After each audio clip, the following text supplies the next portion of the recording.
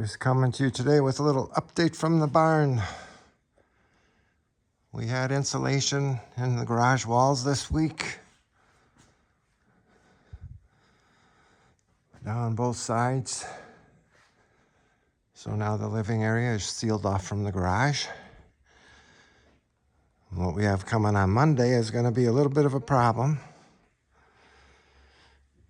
This is our access door, which we have to move a 6-foot bathtub, one piece with the shower enclosure attached to it.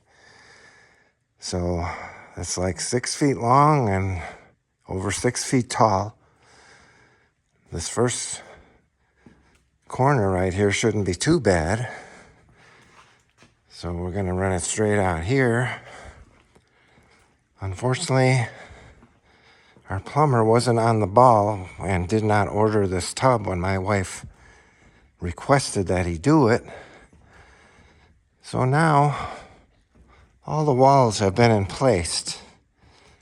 And this 6-foot tub, one piece, has to go in that room over there. Well, as you can see, there seems to be a little bit of a blockade here. So what we're gonna have to do, believe it or not, is start ripping things apart again. We're gonna have to remove this one and this one to create enough space to get between here and here. We're gonna have to shoot it straight through into that door, which is one of the smaller bedrooms. Now, hopefully they buy into what I'm telling them to do, because I don't want to have to cut studs out that already have the wiring done. So where I said we would cut out was right in here. We would bring the tub through into this door, and we would have to do more cutting of this one and this one to get it into the bathroom.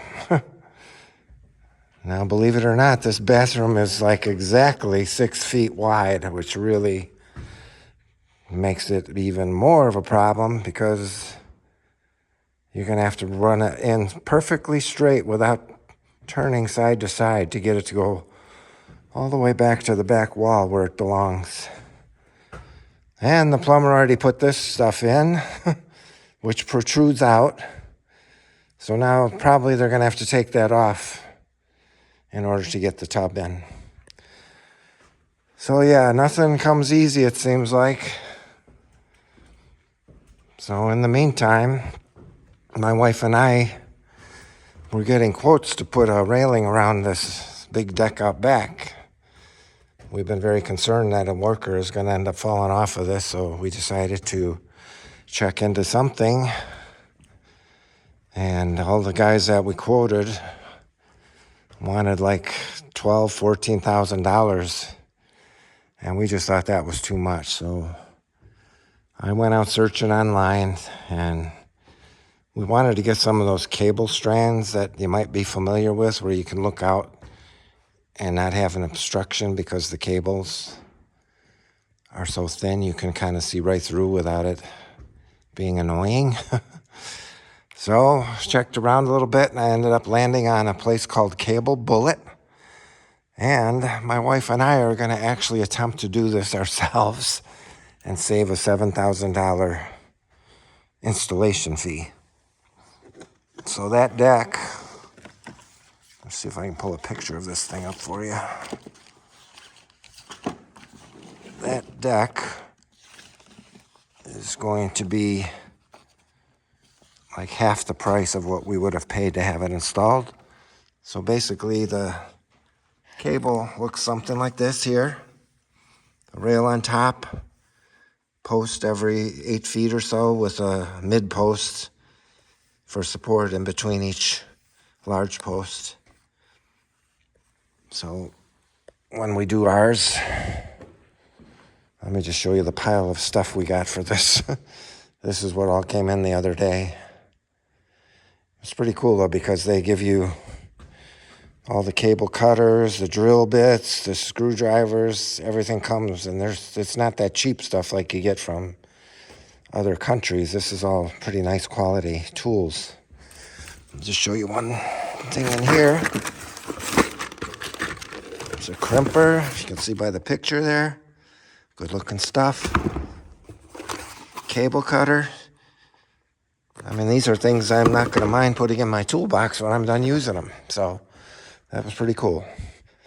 These are all the posts and the mid posts. I just pulled one out of the box to see what they look like. This would be one of the mid posts, I believe.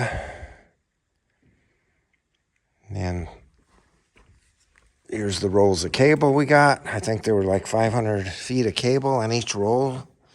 2 of those. The railings are over there.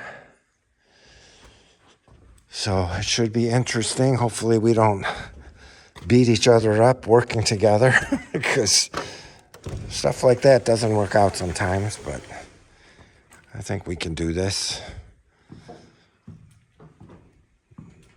So part of the problem we had with ours is because the metal posts were already part of the situation back here. And because the cables come with their own posts, we're going to have to like make each section individual. Like there'll be a post here, a midline post, and then a post there. So each section between our existing posts will be like a separate railing all on its own. And hopefully we don't have to attach it to the posts that are already there. But part of the problem I saw after looking downstairs is the 2x4 comes right out, or not 2x4, but the joist, like 2x10 or 2x12, whatever it is, comes all the way out to the edge, and there's no blocking on this side of it. So if we went right to the edge with the post, then we would be on the wrong side of this beam. So the only way we could do it otherwise is if I was to put some kind of blocking under there to attach to. So we're just going to have to hold a post up and see what it looks like before we do that. Now the ends are not bad because the ends, they had to put something under there in order to get the composite decking on there. So those already have a board underneath that you can attach to.